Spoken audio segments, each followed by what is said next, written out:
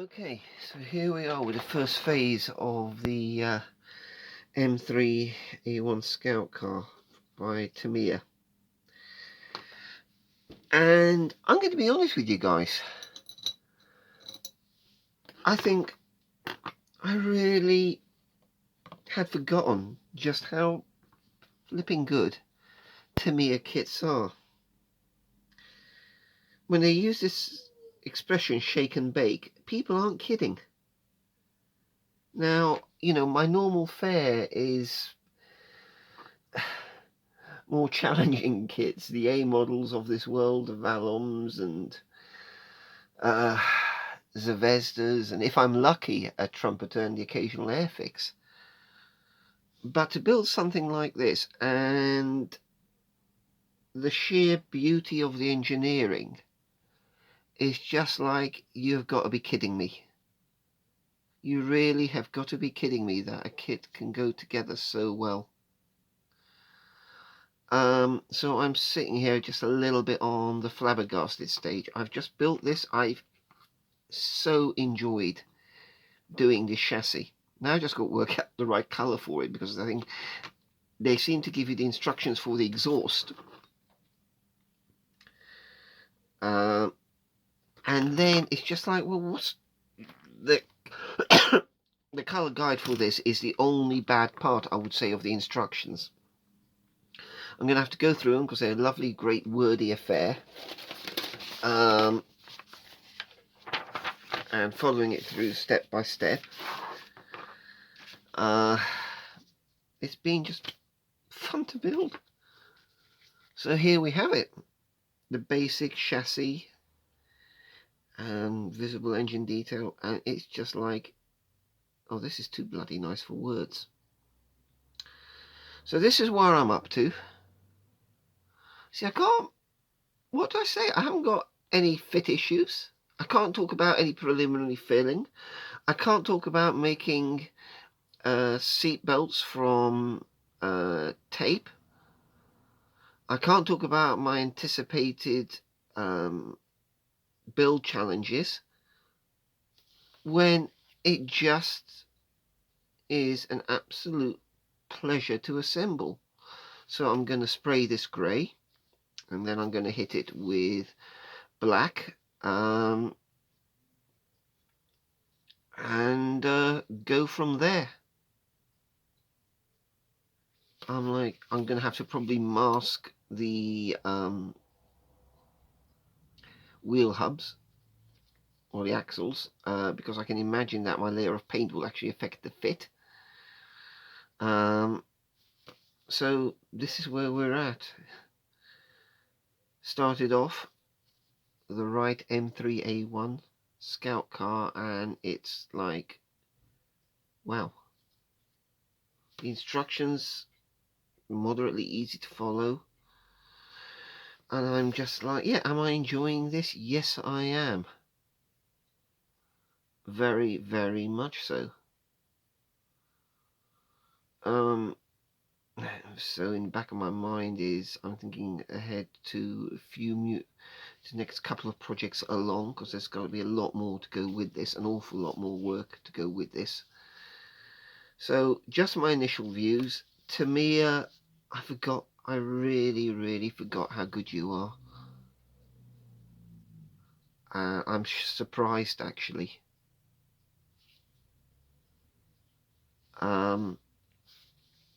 Just, yeah. So this is my initial update.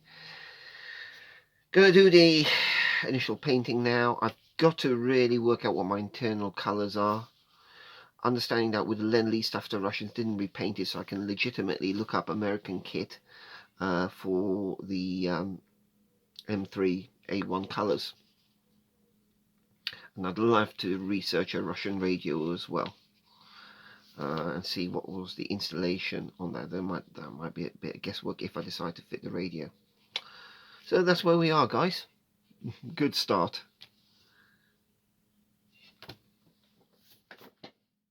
So here we are with the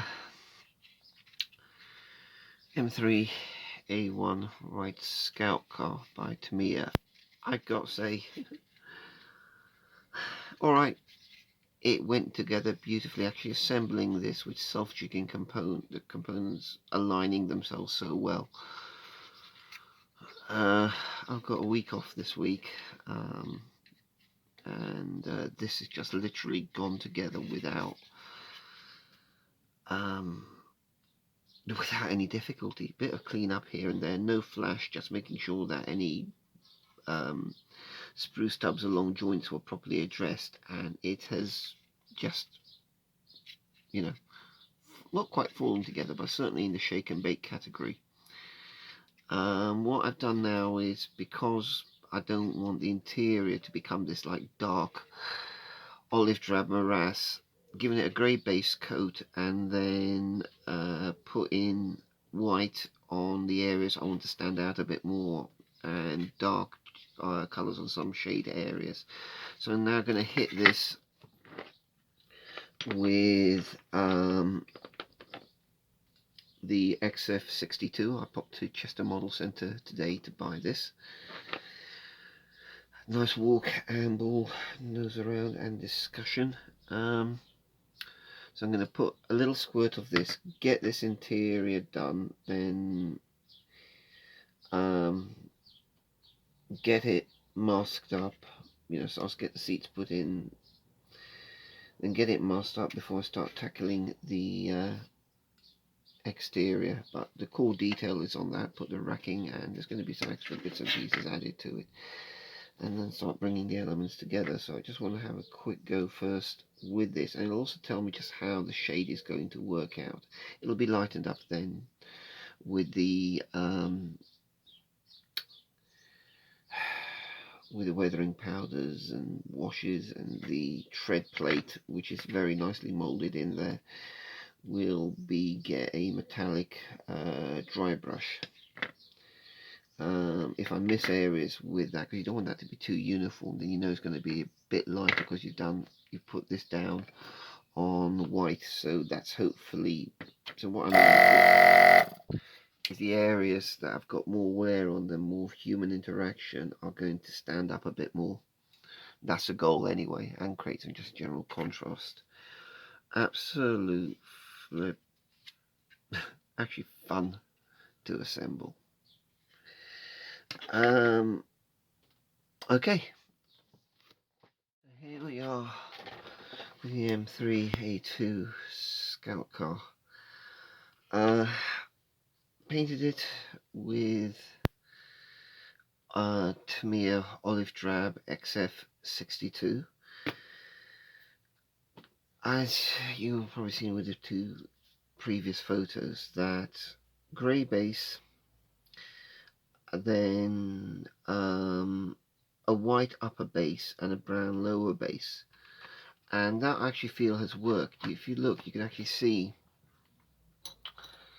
there is that lower down on the vehicle tone is slightly darker, and then as you move up the side it gets lighter, and that's really, how can I say, it's partly creating an artificial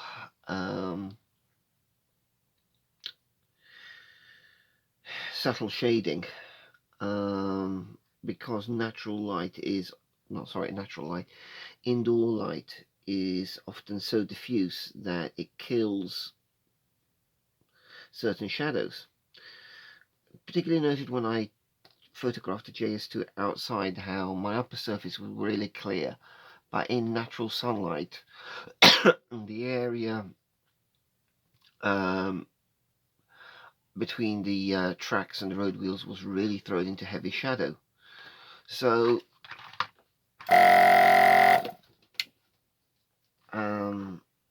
in this case it's sort of, and I've done this with quite a lot of my aircraft, that I will use that will take up the upper surfaces and darken down the lower surfaces, just to drive that shift. And I think in this case it worked. In this case, even though this isn't a MiG or anything, it was worked moderately well with the bonnet and this area. in particular coming out quite light, and then we can actually move downwards. So I'm reasonably happy with this. This is a nice starting point, and it also provides a contrast with the JS2. So you know, this is the colours that it would have come in off the ship. The Russians didn't really feel it was worth their effort repainting things. Wheels I've done in pretty much the same way. I did the hubs, the central part, in the same brown that I used for the lower tones on this, and you can see that is, I don't know how well this comes out, but that is somewhat darker than the upper hull of that, even though it's the same basic colour. It's just being driven by the base. I'll be doing the rubber next. The other thing I've done on the wheels is took a bit of time, held them together, and just sanded in the flats. Now what I'm going to actually have to do is round the edges a little bit. I did try to find bulged wheels for this, but I think the cost just didn't seem worth it in the end. It would have added like 14 quid, and that's before now we start getting to the bloody import charges, but that's another matter. So it's like 14-15 euros, and then additional import charges. So I was a bit okay. So this is with the wheels. So now we got it at this level. I'm going to bring out the panel lines. Because these tones are so matte, I might use actually pencils, dark pencil for the panel lines. I don't want to be dealing with a fluory wash on this for the simple grounds that on a flat matte surface it can be harder to come off. It works well for me on aircraft because it's you're working on a shiny surface. I'll put down fluory wash after I've put down Johnson's Clear, which is on my keep decanted there. This is a different case, so there will be some washes applied on this, but there will also be the a lot of use on the weathering powders and just a few other effects. I've got to take a look at more reference pics to see what other modelers have done as well. So that's the starting point. So this is the basic point now from which we can build up on and add the tools, equipment and other bits and pieces, and it just moves on from here. So that's where I'm having fun with it. Glad to have got it to this stage now. I'm just enjoying this build. Okay guys, so thank you. Right, another little update. So I've done more tone adjustment, faded down a bit more, faded down the upper surfaces, maybe a little bit too light. I can take this, I can redarken it fairly easily, and there'll be weathering powders going over it which will dust it up and have other effects, so that I'm not too worried. But that's going to be the tone on which I'm going to overlay the decals onto and then work from there. Inside I've done the dry brushing over the tread plate, leaving not so much touching the areas where the seats are going to be located. I'm thinking about footfall, things like that. The main areas are going to get a higher level wear. And something else I've done, and that can be seen here, is these seats basically were just too nice. If you've sort of trundled your way across Europe in one of these things, the seats aren't going to look like, you know, cushions fresh out of Dunelm or some other shop. They're going to be worn to hell. You've got guys standing on them with their boots, clambering over them as they're manning the machine guns. They are going to be in a fairly wrecked up state. So I used a Dremel, various heads, and just chewed these seats up a bit, put in some dips and dents, so sort of taking into account the driver's backside. Okay, that'll be hidden as the driver will be sat in it. Just try to create some variation on the seat cushions, as they all looked too nice. The backrests I would think would have less wear, but when you even look at the figures, they're actually standing on the seats to man the machine guns and that kind of thing. So these are going to be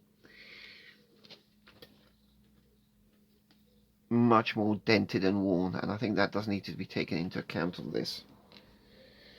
Putting together the additional bits and pieces that will be going on there, certainly a lot more jerry cans, ammunition boxes, kit bags, tarpaulins, that kind of stuff is going to be added to this mix.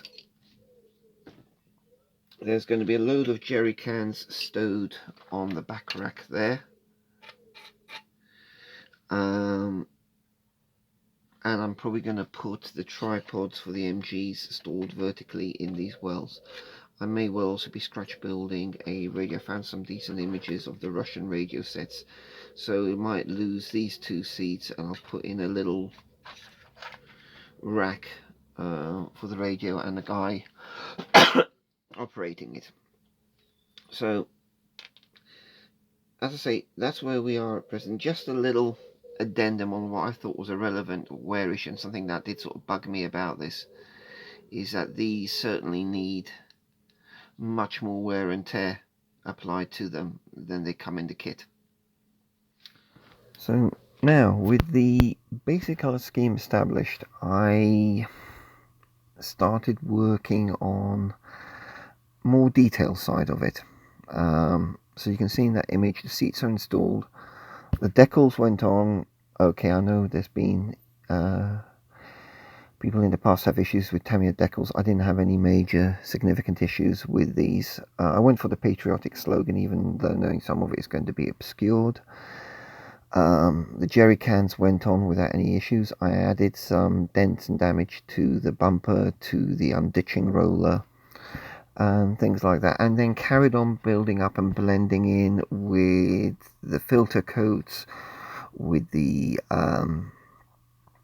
weathering powders and the other shading methods, a lot of dry brushing as well, just to draw out the tones, textures and appearance of this. So at that stage I paused a bit, had some DIY jobs to do, so it rested for a bit. I then also got on with assembling the figures. As this is going to be for a diorama, you can see here the arrangement with the JS2. I put the figures on to bottle caps just for ease of handling. So that was the Tamiya Russian infantry figures, and the full figures that came with the JS2 from Dragon.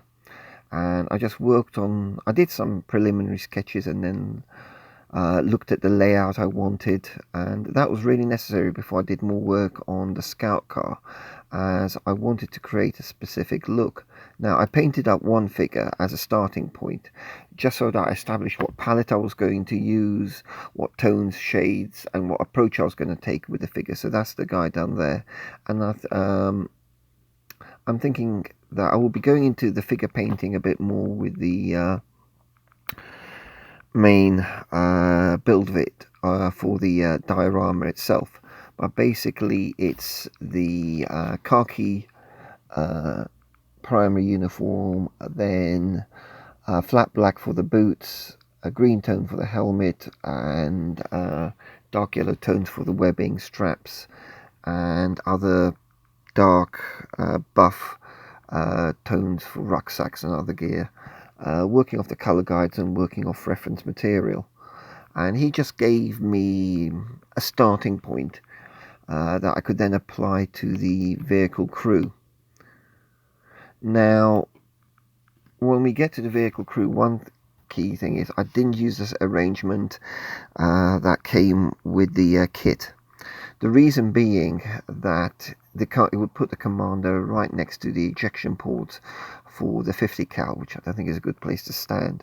Also, I wanted a specific direction, so they're blasting, the a shot has rung out, they spotted some Germans, and the attention is being drawn in a specific direction.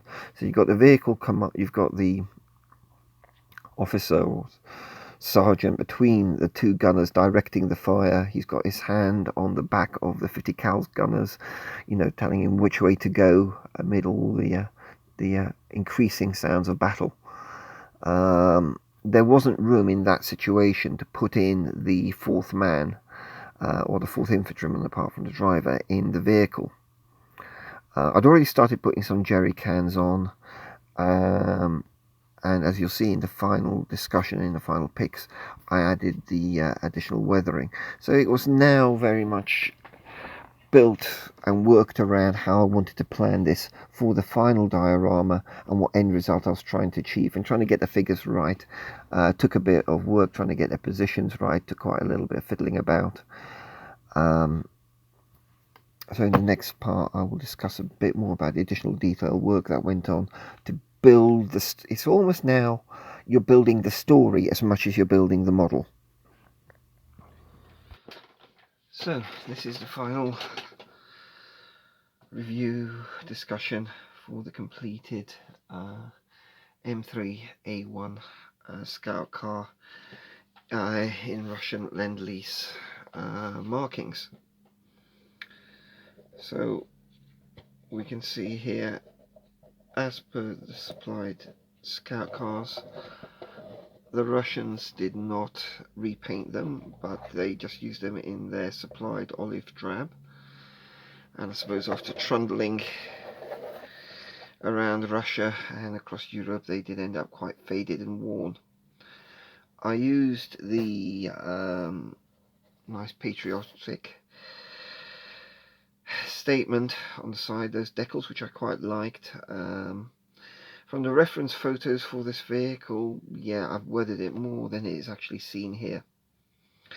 A lot of use of just tonal adjustment, the Tamiya weathering powders, just to create the variation and the spread. Now, rather than show the figures, I will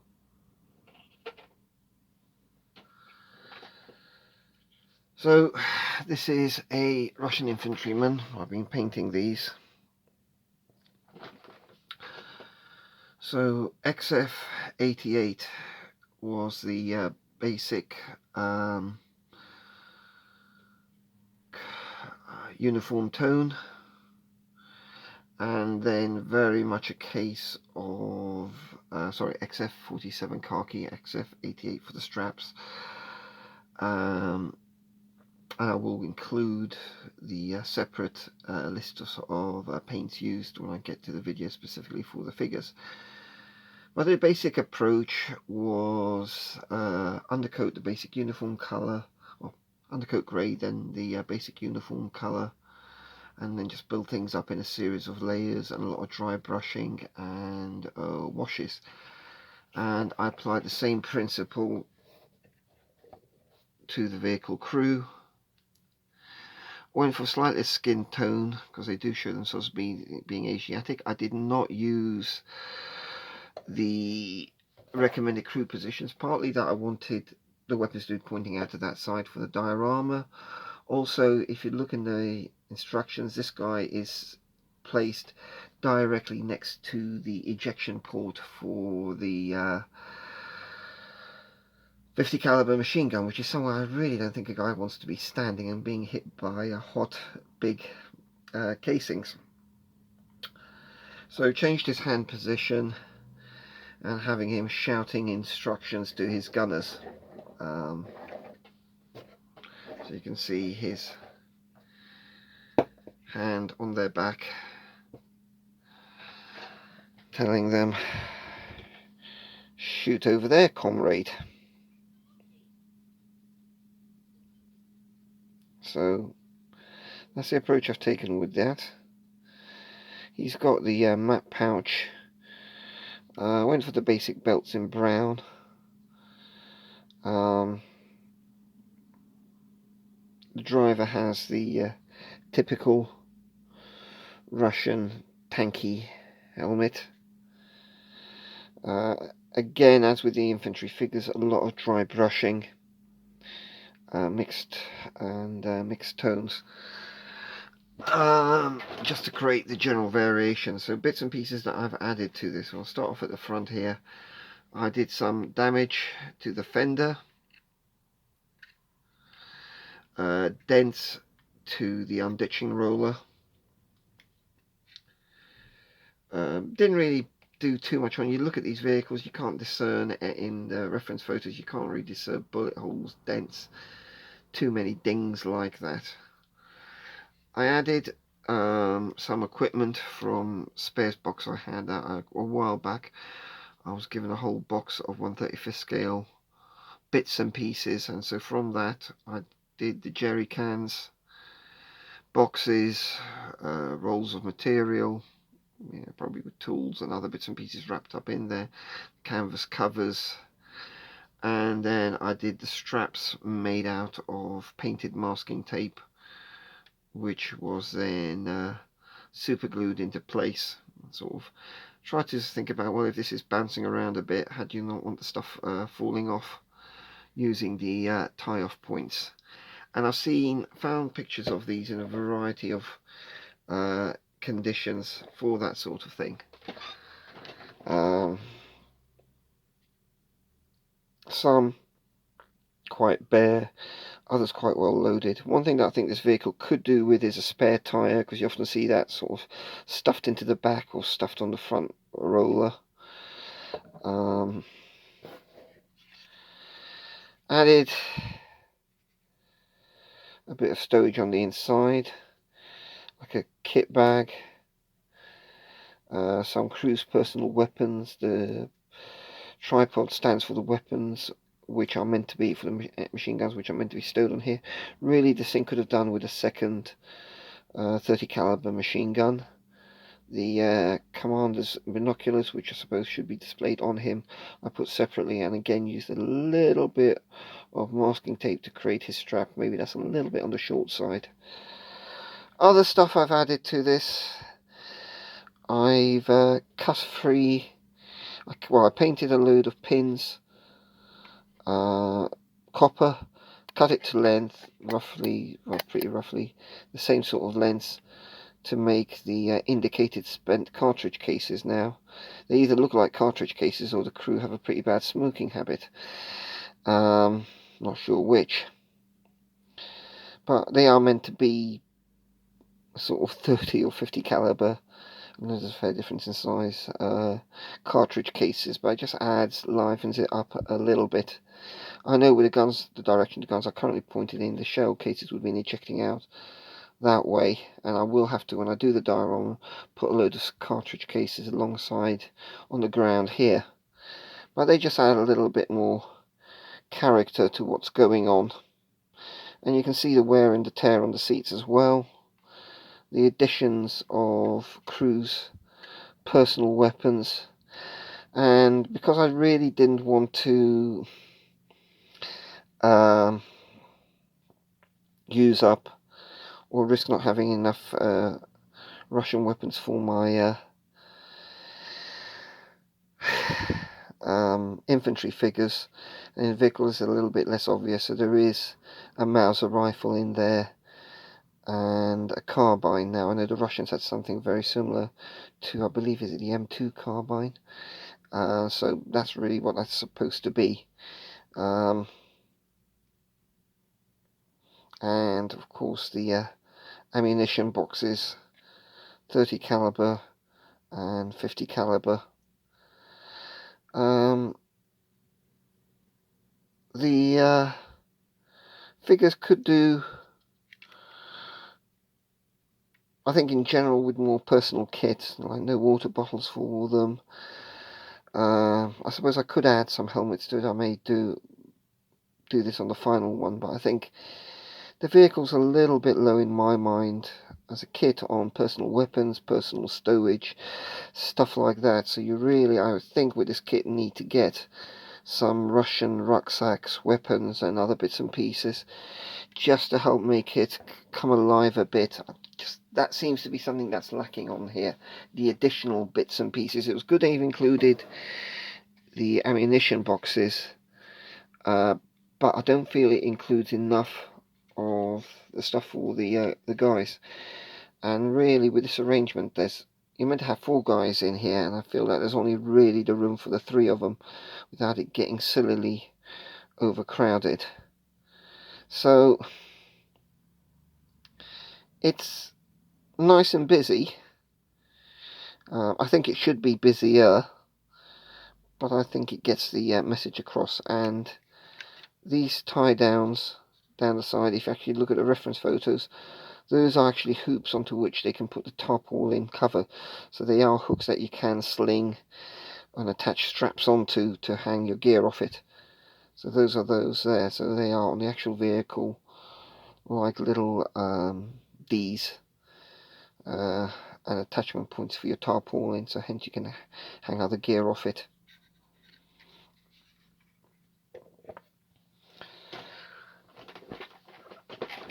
Now, overall,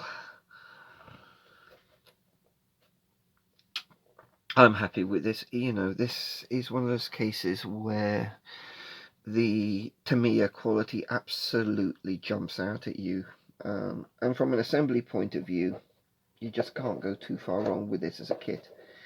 A few tricky parts. The skate rail is certainly painfully fiddly, and even now not the best of fits. It does take you need to do a lot of test fitting, a little bit of sanding and that side of that to make that go correctly. I had a spot of bother where I managed to break the 50 calibers barrel off when I dropped the damn thing, which is a bit annoying. And so that's a bit of a fudge to correct that, and it's still a little bit tiny amount of droop, but I don't want to tweak it too much. I think as a whole, as models go, and as somebody who hasn't built any 1/35th scale armour in a very, well, I say that, my previous build, but hasn't built anything like this in a very long time. And when you consider that that JS2 was my first 1/35th scale tank that I built in a very long time, I'm really happy with this. Now I probably should do a shed load more weathering on the underside. It's painted, but it does need a bit more there, but it's going to be glued down on the diorama, and you're really not going to see that unless you really do want to be pedantic and slide a tiny mirror under there, and if you're at that level, you're welcome to criticize. I might put some weathering powder on it just to darken it up a little bit, or muck it up a little bit. So I think it's a model with character. I think you can build it out of the box perfectly well.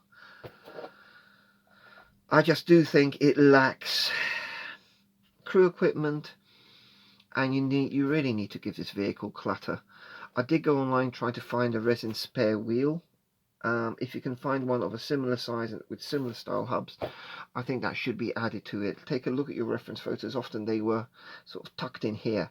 I left out the rear aftermost seats. I just think with the personal stowage and that lot, they might be kept off. I think these figures are quite difficult to pose, except in the desired position. I think the recommended position for the commander is just wrong.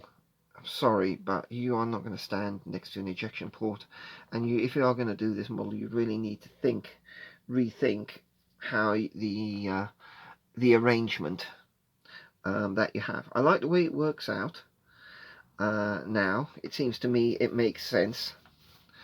There is meant to be the third figure, but I've done that will be a fourth figure,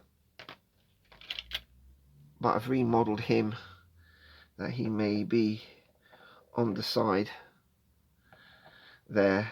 Whether or not he's included is another matter. So I had fun with this. Actually, had a great deal of fun with this. The weathering, predominantly my favourite weathering medium, Tamiya weathering powders, which I think work really, really well. And it's not just for vehicles. The figures, the boots are treated with wet Tamiya weathering powders. And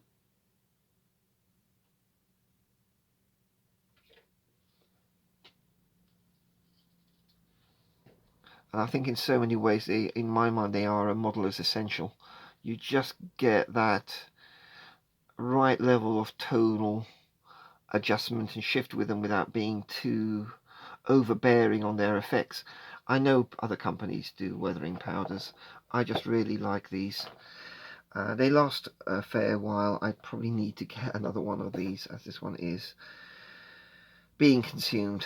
But I use them for the smoke stains and other stains on my aircraft as well, and on camouflage schemes for fading in, fading out.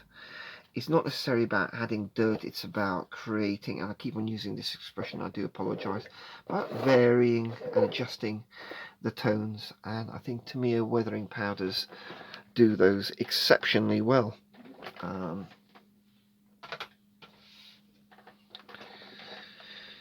So here we have it. One or two things more might be added when it goes on the diorama, and you'll see that in the final product, but as it stands, I'm happy with this end outcome. It works well, I believe.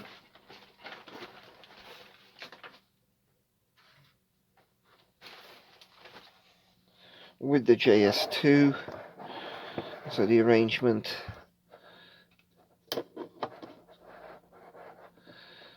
is going to be on the table something like this, with people's attention being drawn in that direction. So they've spotted some Germans somewhere over here, and now the vengeance of the Soviet army is being unleashed upon them. Well, they certainly managed to piss off a few Russians anyway. So